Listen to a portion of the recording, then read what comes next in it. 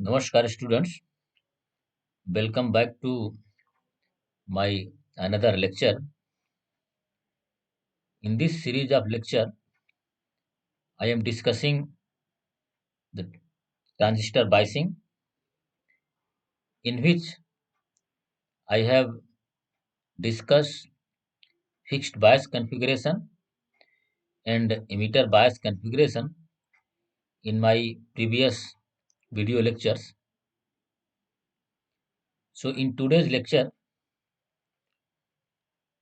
I will discuss voltage divider configuration, transistor biasing. So in voltage divider bias, if you read the name carefully, that is voltage divider. Voltage divider means here whatever power supply DC power source we are using, this DC power source is basically divided into two portion by using resistor R1 and R2. That is why the name of this configuration is called as a voltage divider biasing. So here we have a DC power supply, and this DC positive end of the DC power supply is connected to the collector through a collector resistance, and the same positive end of the DC power supply is connected to the base through resistance R1 and R2. And because of this connection, because in between R1 and R2 this base is connected, so whatever voltage we are applying plus VCC, that will be split into two voltage, divided into two voltage according to their resistance, according to their voltage drop. So that is why this is called as a voltage divider. Apart from this resistance R2, if you see, so this resistance R1, RC, RE, if you recall, emitter bias configuration or fixed bias configuration. In case of fixed bias configuration, circuit was only what we had. We had plus VCC, then we had RB in place of R1, and then we had RC, that was in fixed bias configuration. Then we have learned emitter bias configuration. In emitter bias configuration, we added another resistance, that was RE at the emitter terminal. So we had VCC, RB, RC and RE. That was in emitter bias configuration. Now in voltage divider bias configuration, what we are having? We are adding another extra resistance, that is R2, and we are giving new name RB. We have replaced RB with two resistance, that is R1 and R2 in such configuration. So R1 and R2, and these are RE, they are grounded. In between R1 and R2, this base of the transistor is also connected, and here we supply the input AC signal, and here we take the output. So this is the uh, circuit diagram of voltage divider biasing configuration. And if we draw the equivalent circuit, DC equivalent circuit, we know this plus VCC is connected to the R1 and R2, so we can separate the plus VCC, R1 and R2, and all this AC signal part can be removed, they can be omitted. So this capacitor and other things, they are omitted. Okay, so that is R1, R2, RC, RE plus VCC plus VC, and this is grounded. Okay, so now we have to analyze whether this base emitter junction and base collector junction and base emitter junction, they are properly biased in voltage divider biasing or not. If they are properly biased, then how one can determine the collector current, collector emitter voltage, that is basically they are called as a Q point. In the important thing is the important point is about this voltage divider biasing configuration is that this is the most widely used method. Whenever we are going to use transistor as an amplifier, this is most widely used transistor biasing method in transistor amplifier, because this provide a very stable Q point with respect to temperature. So this is highly stabilized transistor. So that is why that is the unique property of this voltage divider biasing configuration. So let us try to understand how one can calculate different parameters. So in order to calculate different parameter of voltage divider biasing, so there are two methods to calculate. First, I have mentioned first method is exact analysis. Another method is called as a approximate analysis. I will discuss one by one both technique. So this is the voltage divider configuration circuit. And if you see the circuit, so that is base emitter junction region. So here, as I discussed earlier also, this plus end of the VCC is connected to the R1 and R2, and R2 is grounded, and another end of the VCC, that is minus end of the VCC, that is grounded. Okay, that means this point and this point both are same.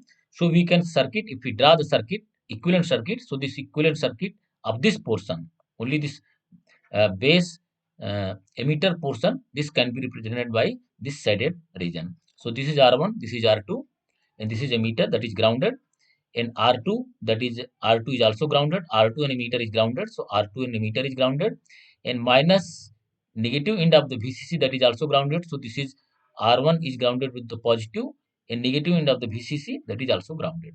So this circuit, this base emitter circuit, be this will look like something this which I have drawn here, equivalent circuit. So here if you see this shaded region, this square shaded region, so this circuit now can be simplified.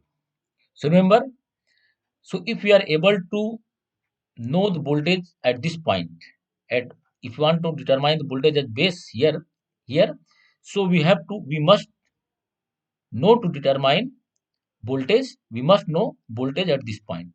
So how one can determine this voltage? Because here there are two resistance and one volt power supply is there.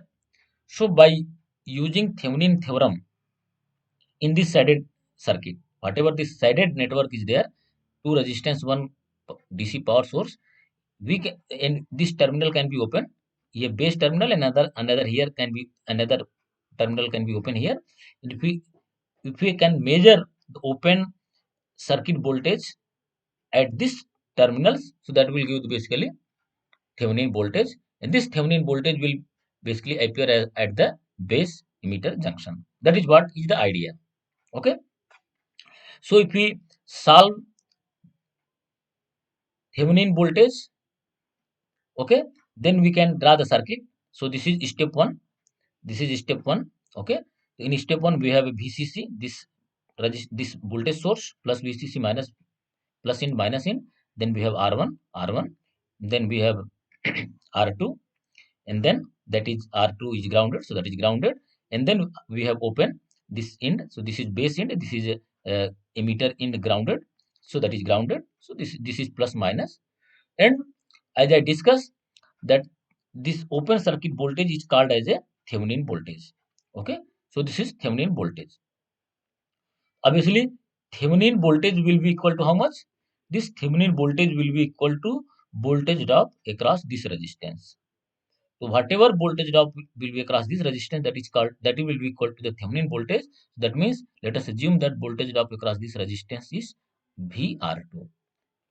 So if how one can calculate VR2? So in order to calculate VR2, if we are able to know the current flowing in this circuit, then we can calculate.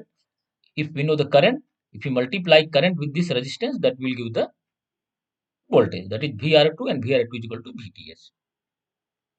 So we know the total voltage in this circuit, that is plus VCC, and we know the resistance. So if you see from this point of view, so this R1 and R2 two resistance are there, they are in series. So current will be equal to VCC divided by R1 plus R2. I is equal to, current is equal to VCC divided by R1 plus R2. And if you multiply this current, whatever current we have obtained with this resistance, so that will give the VR2. So R2 multiplied by current, R2 into VCC upon R1 plus R2, that is VR2, and that is equal to VTH. So this is Thevenin voltage. Okay. Now step 2, once we calculated the Thevenin voltage, then we have to find out the effective resistance which will appear at the base. That is called as a Thevenin resistance. So in order to calculate Thevenin resistance, we know the voltage DC power source we have to sort it out, or it will replace by internal resistance. So here this is sorted. Then R1 and R2 two resistance are there, and we calculate the Thevenin resistance by looking into the terminal. So these are the terminal, and we look from this side. So if you look from this side, then R1 and R2 will be parallel in combination. So the resultant resistance RTH will be equal to R1 parallel R2. So R1 parallel R2 if you calculate, so that will be 1 upon R1 plus 1 upon R2 is equal to R1 plus R2 divided by R1 R2. So what will get RTH equal to R1 R2 upon R1 plus R2, that is equal to RTH. So this is step 2. So step 1 and step 2 have determined. Now we can construct, now whatever this voltage divider circuit we were having earlier, this circuit can be modified by replacing this circuit. So base meter junction now we have modified with these calculations. So if we modify, so we know Thevenin theorem. What Thevenin theorem tells? Thevenin theorem tells that a complex network can be replaced by a single voltage source in series with a single resistance. So here we had two resistance which were in parallel. Now this according to Thevenin theorem, we can have a single voltage source. We should have a single power supply, that is VTH. Okay, that is if that whatever voltage and resistance we are getting, that is basically effect of all this circuit. Okay, that is the resultant of this circuit's shaded area. So that is VTH. Okay, and then RTH, and RTH is connected to the base, and then we had emitter resistance, that is emitter. Then here collector is there, so this circuit will looks like this one. So this is base, this is collector, this is emitter, this is RTH, that is what we have calculated. Then VTH, that is voltage source, what we have calculated, that is Thevenin voltage. And then this is grounded, and the R emitter is grounded. Then collector resistance, that is connected with the plus positive end of the VCC, and the negative end of the VCC is grounded. So that is exact. This circuit is exactly equal to the this circuit. Okay, that is same. Just we have calculated equivalent circuit now, and now this circuit is very simple. We know that is common emitter transistor circuit. I have solved a numerical problem related to this circuit also. Now you can, in order to calculate base current, we can apply Kirchhoff voltage law in base emitter loop. So if you apply Kirchhoff voltage law in base emitter loop, so we know IB into RTH, voltage drop across this resistance, plus voltage drop across base emitter junction, plus voltage drop across this resistance, minus this voltage, that is equal to 0. So IB RTH plus VBE plus IERE minus VTH equal to 0. Okay. And if you see this equation clearly, so here we have IB and here we have IE. There are two different current. So it will be difficult to solve this equation because of two different variables. So we can eliminate one variables in terms of other. It means can we write this emitter current in terms of base current? Obviously yes. We know the definition of beta. Beta can be defined as a ratio of collector current upon base current. But here what we want relation between emitter current and base current. So we know another relation, that is emitter current is equal to base current plus collector current. So by using those two equations, we can have a relation between emitter current and base current in terms of beta. So that is IE is equal to beta plus 1 into IB. So we can substitute in place of IE, we can substitute this value. So if you do that, then you solve it, then we will find out, we'll be able to find out the value of IB. IB will be equal to VTH minus VBE divided by RTH plus beta plus 1 into IE. Okay, that is what we will obtain. So if you look at this equation, base current, this base current equation is quite similar to the base current what we have obtained in case of emitter bias configuration. If you recall emitter bias configuration, base current, so in case of emitter bias configuration, in place of VTH, what we were having VCC, and in place of RTH, we had RB. I recall, if you go back, so yeah, it is here. Yeah, this is emitter bias configuration. And here if you see, IB is equal to VCC minus VBE divided by RB plus beta plus 1 into RE. So what did we did here? Basically, this voltage divider circuit, whatever voltage divider circuit was there, by using exact analysis technique, we have now converted this voltage divider circuit into basically a emitter bias configuration circuit. It is quite similar to the emitter bias configuration circuit. Okay, except in place of VCC, we have now VTH. In place of RB, now we have RTH. Otherwise, mathematical expression is same. So now this becomes quite simple. Similarly, in order to find out collector emitter voltage, we have to apply Kirchhoff voltage line collector emitter loop. So if we apply the voltage drop across this resistance plus voltage drop across collector emitter junction plus voltage drop across this resistance minus this voltage, so ICRC plus VCE plus IERE minus VCC equal to 0. Again, if you see here, IC and IE, two different current are there. Okay, and this emitter current and collector current are definitely not equal. Okay, but if you analyze, base current is always in common emitter mode. Base current is always of the order of microampere, and emitter current is of the order of milliampere, and collector current is of the order of milliampere. It means in order to simplify this equation, we can have a one approximation that let us consider that collector current is approximately equal to emitter current, or emitter current is approximately equal to collector current. Then we can substitute in place of IE, IC, and then we can solve this equation very easily. But remember, this emitter current and collector current are not equal, but we can have approximation. Why I am doing this? Because once we are known to the base current, because here by using this equation we can calculate the base current. If we can calculate the base current, if the value of beta is known, then we know the relation beta into IB is known as the IC.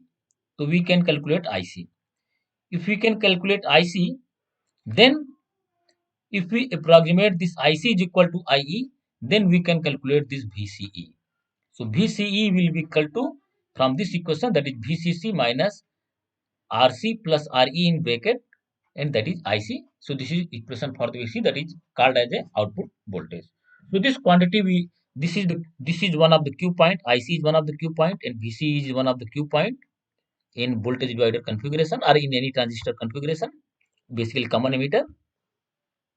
So each and every parameters, yeah, every quantity is unknown now. So you are done with the problem. So this is called as a exact analysis. Now let us try to solve one numerical problem based on exact analysis method technique. So here this is example 1. Determine the DC bias voltage VCE and the current IC for voltage divider configuration using exact analysis. So we are given with this circuit diagram. Remember, this circuit diagram is quite similar to this circuit diagram. Plus VCC, R1, R2, RC, RE, C2, C1, input signal, output signal. These are basically for AC signal, instantaneous. But we are analyzing for the DC. That is why we will omit, I will neglect this portion. So let us come to the problem. So this is the circuit diagram which is given. So as I explained, how one can determine collector current and emitter current. So I have explained the theory portion.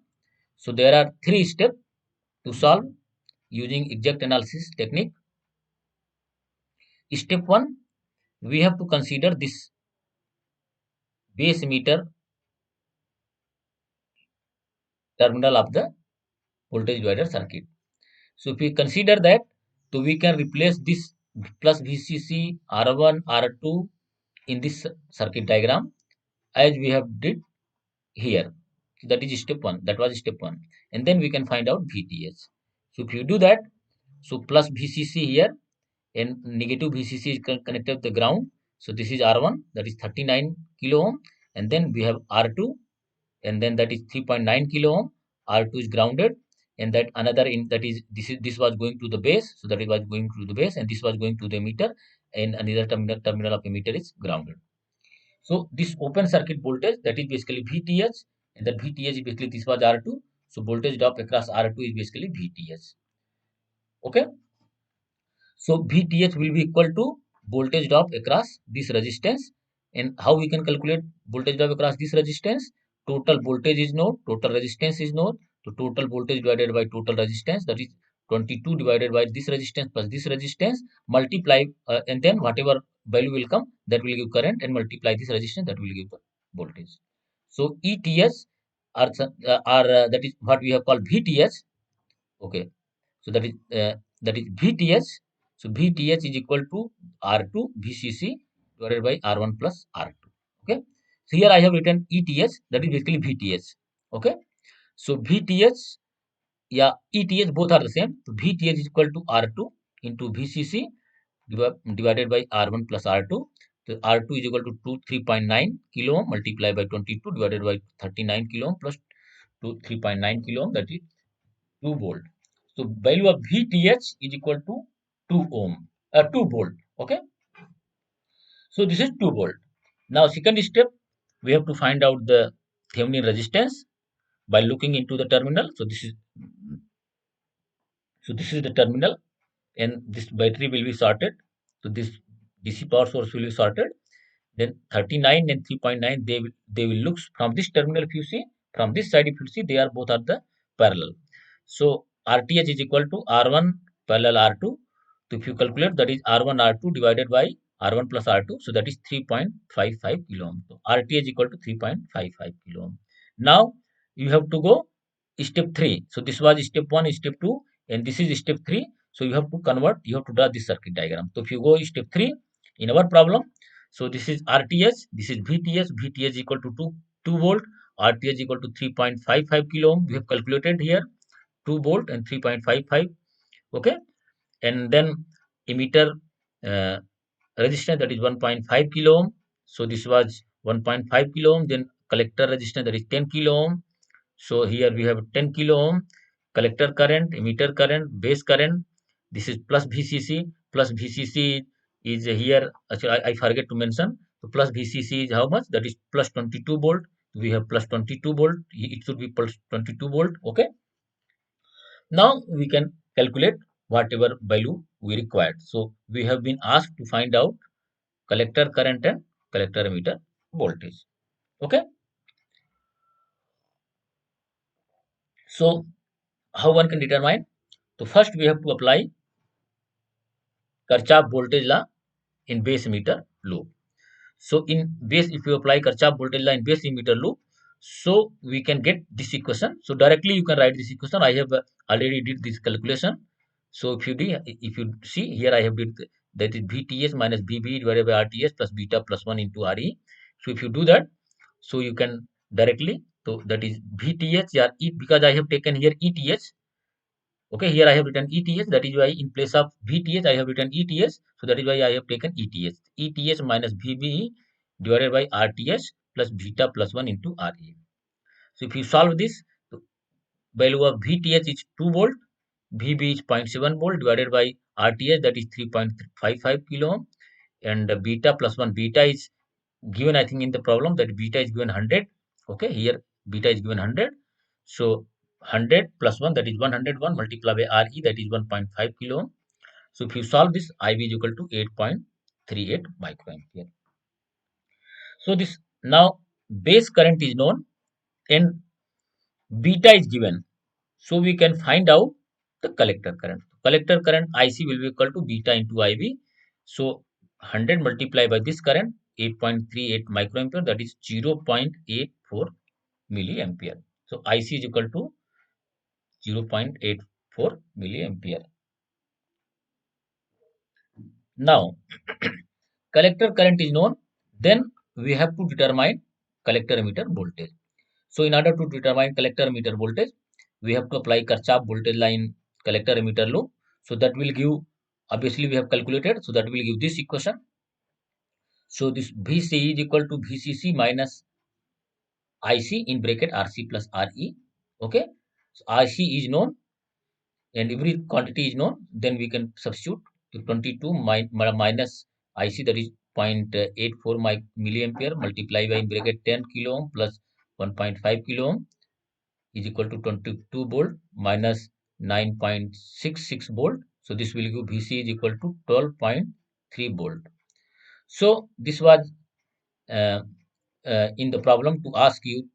So VC is equal to, we have calculated, IC we have calculated. So that is 0.84 milliampere and 12.34 milliampere. So this is what we have calculated till now. So now let us try to see another, that is called as approximate analysis. So this is again voltage divider circuit.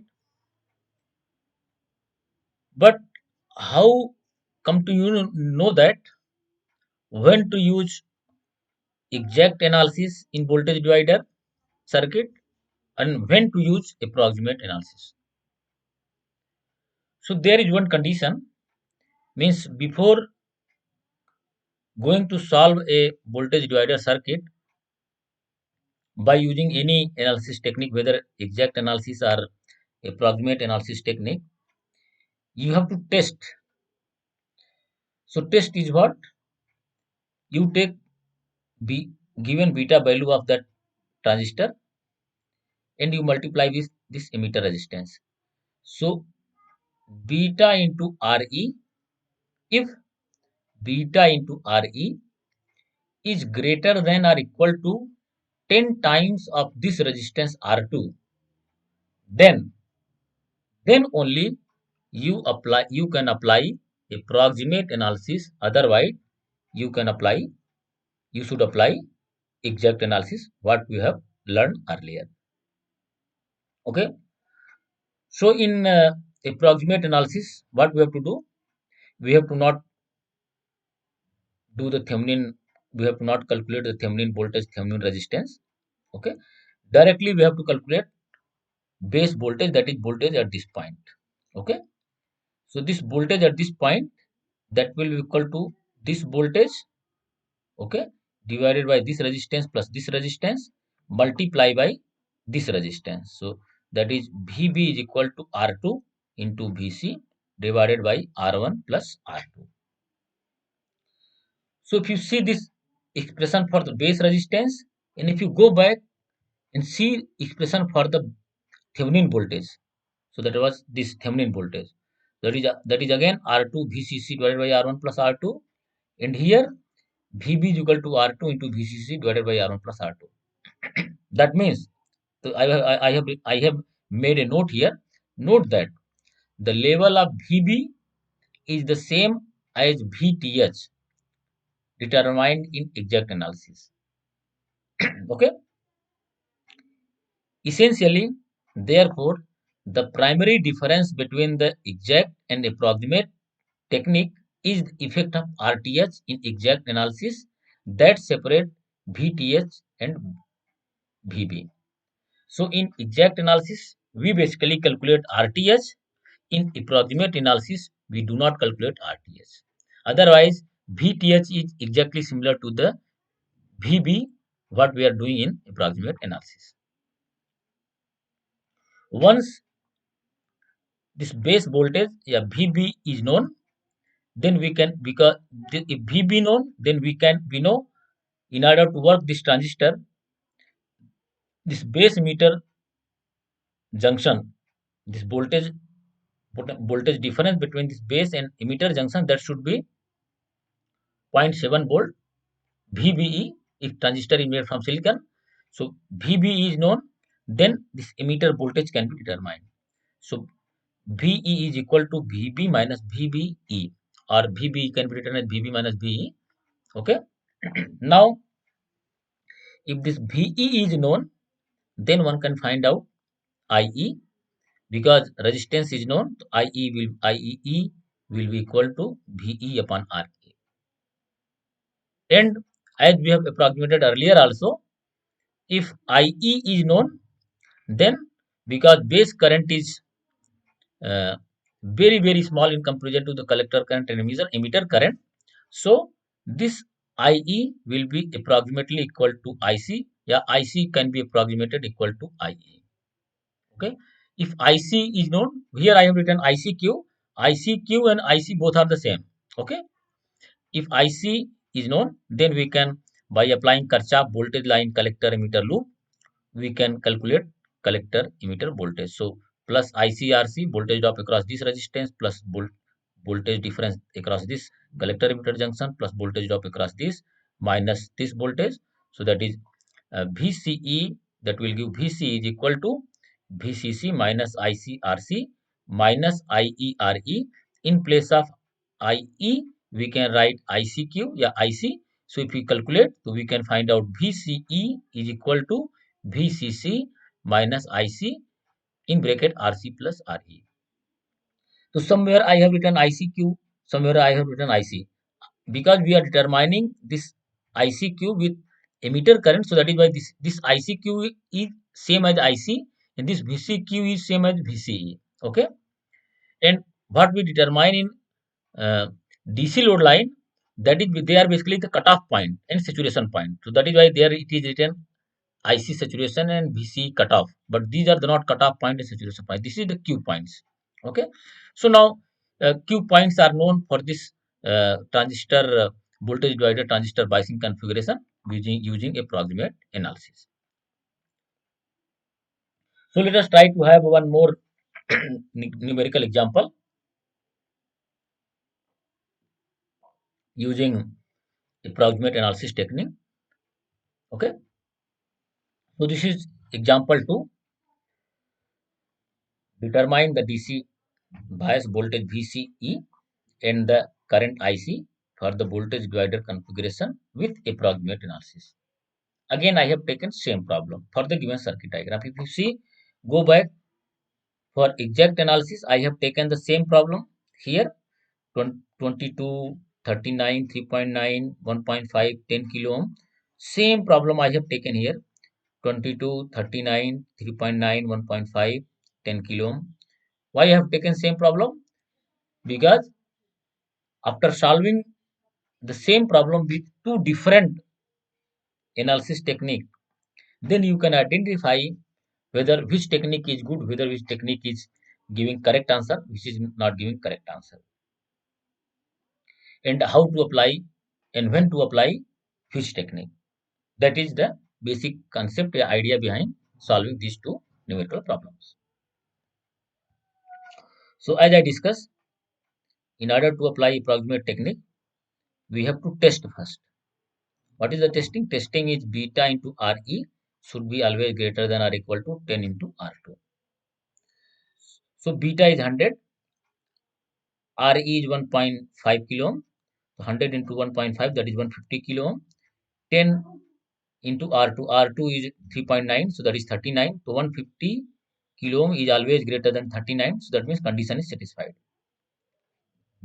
If the condition is satisfied, then here, as I discussed in theory, if this condition is satisfied, then we can directly calculate base voltage VB. So if you calculate VB, so VB is equal to this voltage multiplied by this resistance divided by this resistance plus this resistance. That is R2 into VCC divided by R1 plus R2.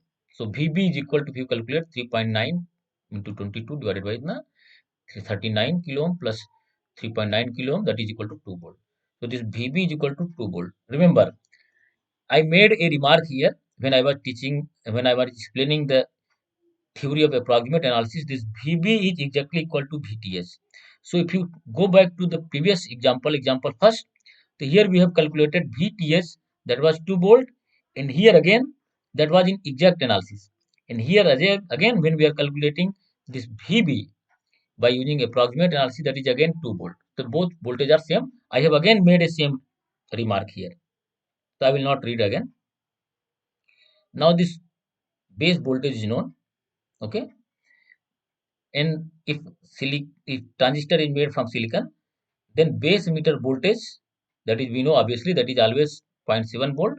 So this voltage drop is known, this voltage is known. So what is the voltage at emitter resistance, that can be determined. So VE will be equal to VB minus VBE. So VB is equal to 2 volt, VB is 0.7 volt, that is emitter voltage equal to 1.3 volt. If voltage drop across this resistance is known, then resistance value is known, then we can determine current. IE will be equal to VE upon RE. And this IE we can approximate, that is IC, what we have did. IC is equal to IE. If IE is determined, that will be giving the IC. So IC will be approximately equal to IE, that will equal to VE upon RE, that is 1.3 volt divided by 1.5. So that IC is equal to 0.867 milliampere. So this is giving the IC. And similarly, if IC is known, then one can determine the VCE, voltage drop across collector emitter junction. So by using this equation, that is this equation, that is VCE is equal to VCC minus IC in bracket RC plus RE. So if you do that, so VCC equal to VCE is equal to VCC minus IC in bracket RC plus RE. So VCC is 20 volt, 22 volt, IC that is 0.867 multiply by RC 10 kilo ohm plus RE 1.5 kilo ohm. If you solve it, 22 minus 9.97, that is VC is equal to 12.03 volt. So if you compare both technique, approximate analysis and exact analysis. So in same problem, same value IC and VCE, we have calculated in exact analysis, we had obtained IC is equal to 0.84 milliampere, and here what we obtained 0.867 milliampere. So here in this technique, in approximate technique, collector current is little increased with respect to the exact analysis, and in exact technique, what we have obtained, we have obtained collector emitter voltage, that is 12.3 volt, and here what we have obtained in approximate 12.03 volt. Here collector emitter voltage is little decreased. So that is the difference between exact and approximate analysis, and both number are quite close. So we cannot say that there are big difference between both techniques. Both techniques are quite similar, and if this condition is satisfied, this beta Re is greater than or equal to 10 R2, then always use approximate analysis technique, because this analysis technique is quite simple and it has very few steps to calculate the required parameters. With this, I request you all, please follow the reference book which I have given, which I have told to you, and try to solve more and more numerical problems based on voltage divider biasing configuration circuit using both exact and approximate analysis technique. Once again, I thanks to all of you for listening me carefully. Thank you very much.